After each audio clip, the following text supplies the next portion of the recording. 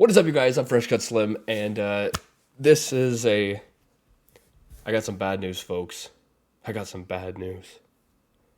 As a content creator and as an artist, I like to stay, up to date with the latest trends and the latest fashions because you have to stay relevant. And unfortunately, I think the latest trend it seems to be quitting.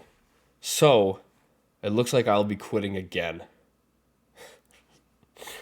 Could you imagine?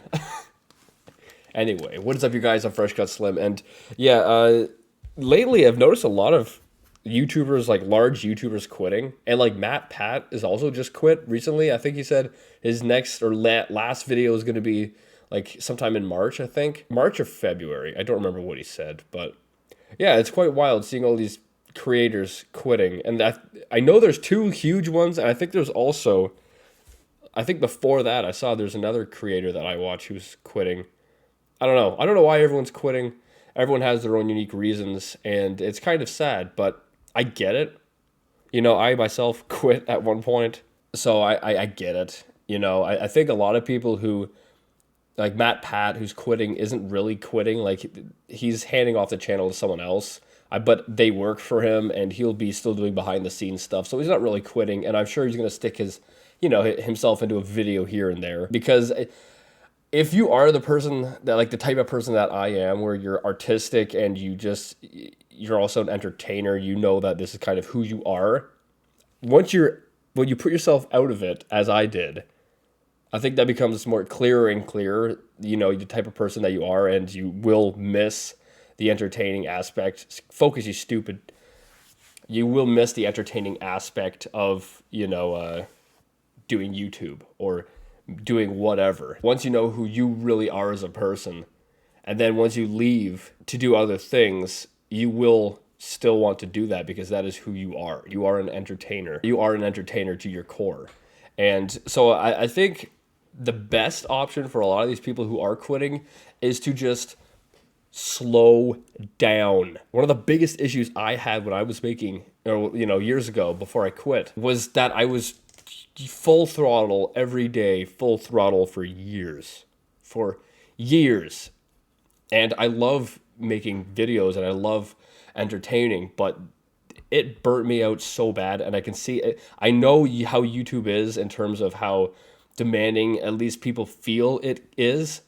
But I'm just saying, slow down. Cut your videos that you're making in half. Make it so you have a little bit more time in your schedule to do other things, and then actually go and do other things. Because if you focus solely on work, yes, you need to do that if you want to get ahead.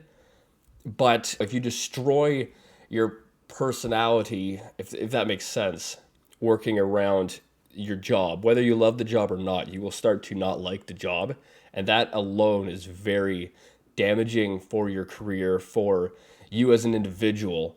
So you must be careful in terms of that. So if you feel yourself getting burnt out as a creator or doing whatever you do in life, try to take a step back or do something else, here and there to kind of add some relief into that burnout. So I'm not quitting, but I understand why other people are, and I can only assume that a large majority of people will be back at some point. Like, it took me a while to come back, but everyone's different. Some people, if they're doing this just for money or whatever, and this isn't really who they are as a person, if they aren't really an entertainer at heart and at the core of themselves, then yeah, they might be gone forever. I don't know.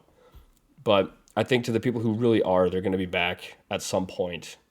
And even if it's in a small way, where they just post a video every month or something like that, I can see that happening. But yeah, I don't know. Some people asked me to, like, what I thought about, like, Matt Pat quitting or whatever. So I figured I'd make this video. I get it. He has a family, and if he's balls to the wall running his business or whatever, that could definitely put a lot of stress on the family. And if you have all the money in the world, but you don't have a life outside of that, and what is the point, right? You have $1 billion, but you never have any time to go spend a little bit of money here and there, to treat people, with kindness, to do anything. What is the point of the money if you don't actually have a life? There is no point of living for the money when there's nothing else to do, right? Like, does that make sense? I don't know if I'm making myself clear. But anyway, whatever. With that being said, I hope something I said stuck. See you guys next time.